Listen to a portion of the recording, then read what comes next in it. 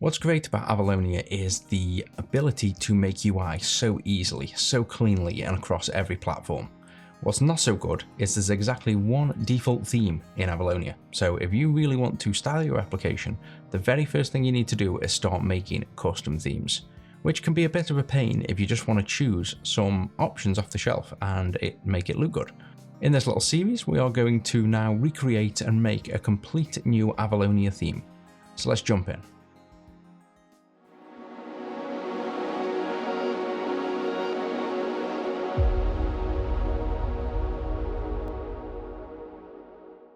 So we were working on obviously the batch process for the real world coding originally.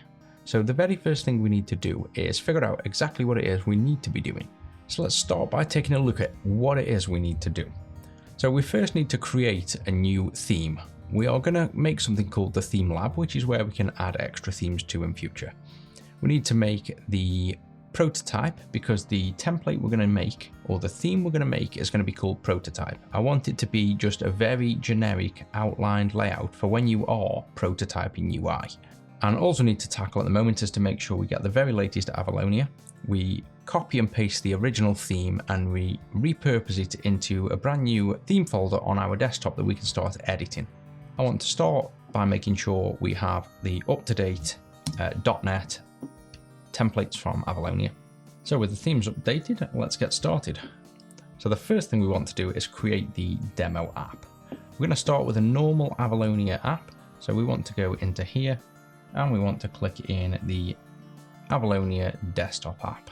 We're going to select to put the solution in the same directory. We're going to browse, and I'm just going to put this in the desktop for now in a folder called Avalonia Theme Lab. We'll give the project a name and we'll call it Avalonia Theme Lab. So this isn't going to be the theme itself, this is going to be the host container to host all the themes we have. And then we should be greeted with this basic Avalonia app that we can run and make sure it works. Straight away it's complaining that it wants to use .NET 9, I want to use 10, so we'll quickly update that by right clicking, editing the CS proj and changing .NET 9 to .NET 10. And there we have it, we have a blank Avalonia application, nothing special so far. Next up, we want to now make the actual theme. So this is going to be making the prototype theme. We're going to right click on the solution, we're going to add a new project. In here we just want a class library, we don't need anything else. I'm going to browse, I'm going to go up one folder, and I've just made a blank folder called prototype theme. So this is where we're going to place this theme, and we're going to call it prototype theme. We've got .NET 10 as the target framework, and we create. We click OK to the warning, and that's that done. So now there's only one other thing we need to do in this. Because it's a class library, we want to ensure that we actually link in Avalonia. We can add it as a NuGet package, but I find it's easier to just right click, edit the demo app. We'll copy this Avalonia, we want to match this exact package reference. Then we'll right click on the prototype themes, edit, and come into here. We don't actually have any, so we will copy the whole item group and just delete everything else, like so. This is the same thing as installing Avalonia in NuGet, but I like to be explicit to make sure this ends up matching fully and correctly. And then we don't need the class one, we'll make our own stuff inside of here. And the last thing to do is add a dependency to this theme. So in the Avalonia Theme Lab, right click dependencies, add a reference and link in the theme. Let's make sure everything still builds. There we go, or a blank class library at the minute. Hopefully you're following along nicely so far. I'm trying to keep these organized, clean, and more instructive so you guys can follow along much easier. The next step is a bit more technical, so I'm going to chuck up something on screen for you. The goal is we want to copy the Avalonia's theme, but importantly, we want to make sure if we edited this project, we need to check out this branch because there's newer branches and we're currently working on 11.3.10. So we're going to work on that for now. So to do that, we need to do the following.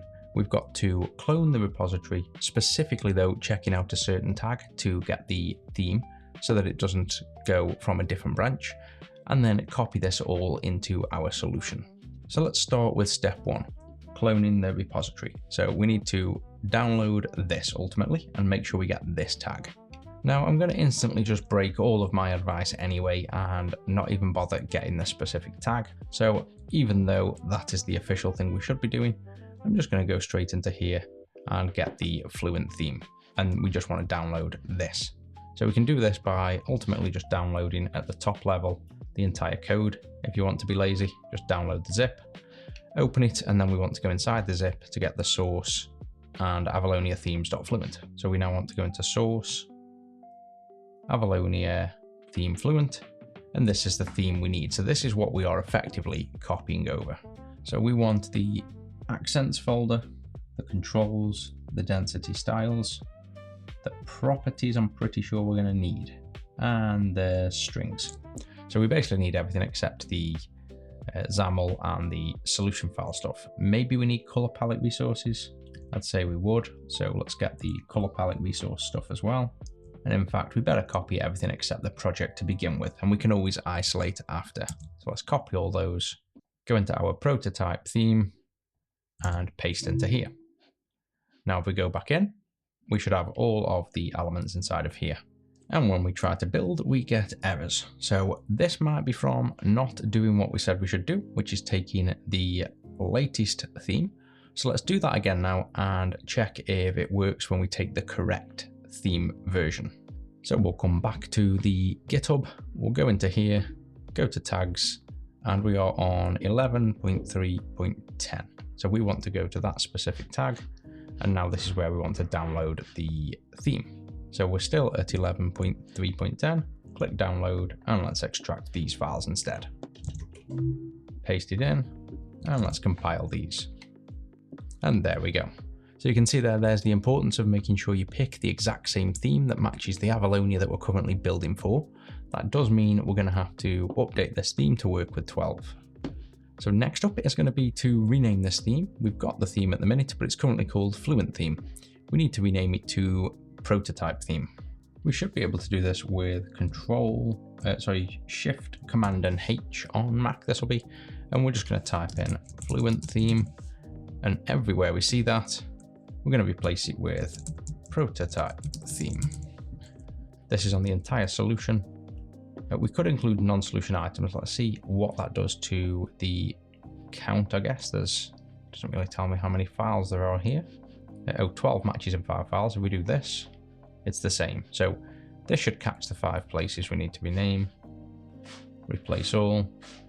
It hasn't renamed the files though, so we need to rename these files.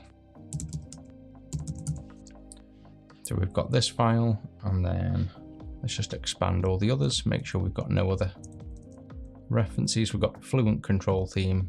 This needs to be renamed as well. And let's carry on looking through for the word Fluent anywhere. So these are Fluent controls there. We can rename this. And we probably could have done this with some kind of regex or find all, but I don't think there's that many references.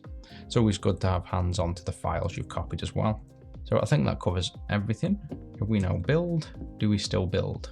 Yes, we do. Now there's one last important step. Well, there's a few, but we're almost there now. We want to search for anywhere we had themes.fluent, because this was a different name, and you can see themes.fluent here now needs to be retargeted because we're not in this theme. So really we can probably do again a themes.fluent, change it to themes.prototype. And I'm doing this because the goal is I want this to be an official Avalonia theme. If you guys are making themes, you can't really use the Avalonia dot at the start, but my goal is this will become an official theme along with many more. So that's why I'm doing this. So that will rename all of these places, and then if we build again, let's ensure we still build. No, we don't. And now color palette resources hasn't picked up. So why is that not picked up? It's because for some reason it hasn't picked up this. Why didn't it pick up themes.fluent? It hasn't found this. Let's just do dependencies as well, non-theme files, I guess. Replace all, but it also is not picking up this because I'm not even sure why. So let's just change this to prototype. Yeah, it's not picking up any of these. Why is it not picking up this? Yeah, strange. So we literally are searching for this and it doesn't find it. Could current file finds it. That is strange. So we're going to have to do this, replace all. We're going to have to open up every file and quickly do this. Or do we just attempt to build and see if it now builds? So color palette resources. So looking around, I can see straight away at the top I've somehow replaced this inadvertently with the namespace, but not the file name of prototype theme. So we should have an extra prototype theme at the end. Another thing I've noticed is we have this namespace as well, which is Fluent, which needs to become prototype. And then this is still not picked up the file name change when we had Fluent. So we might just need a wider check for Fluent and go to the solution completely and then change it to prototype. And let's just scan that it's right. So that's fine, that's fine.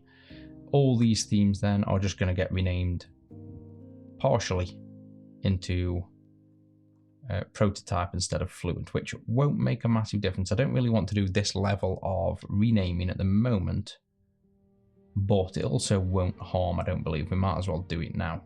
So yes, that all looks correct, so long as none of these theme elements are embedded elsewhere, which we'll figure out if this still fails. So that was a much larger refactor, and we still have this one error that's complaining at us. So let's take a look at the code behind. Wow, and we're still finding Fluent. It is not picking up. The find and replace all does not pick up what's in the files. So that's making find and replace difficult. So this should be prototype. So is it going to be more issues like that? And I'm going to guess, looking up here, missing dependencies. Let's see. So already added. Has it got bad dependencies because we've renamed files? No, it hasn't. So let's just carry on looking through things. There'll be this Fluent that we renamed to prototype in here as well. Let me guess, I bet if we search for current file, it's going to find comments there. Yes, all these, just again, the find and replace just isn't working. It just makes no sense why that isn't working. Let's replace all of those, build again. And now randomly the solution is finding all of these. So maybe the build error was stopping it working. So let's just click again, replace, and let's build. And let's do Control H again. No, no more on there. So looking at it, it seems to compile, but it can't find the Avalonia theme's prototype. And that's probably because we haven't named this technically correct, I suppose. We should rename this. Well, there's two ways of doing it. We can rename this to avalonia.themes.prototype. And again, because I want this to be an official theme, we'll do that. And let's see if that then compiles. There we go. If not, what we could do was right click, edit the CS proj, and we could just set in here instead, we could do an assembly name, I believe it is, like this, and we could have typed avalonia.themes.prototype. That would have got us the same thing. So that's really it now. We have the theme compiling. All we've done is a rename, but you can see that was quite a bit of work to get right. And next up now in this project, we should be able to just reference that new theme, which we already do, and start changing, say, just the colors of things. And then with one line of code, this is the key thing, we can then change between Fluent and prototype and completely restyle the application without doing anything else. This is the way forward with styling the applications. We want to be doing themes and not custom styling, I think. I think just go for full theme generation when you want to make your application.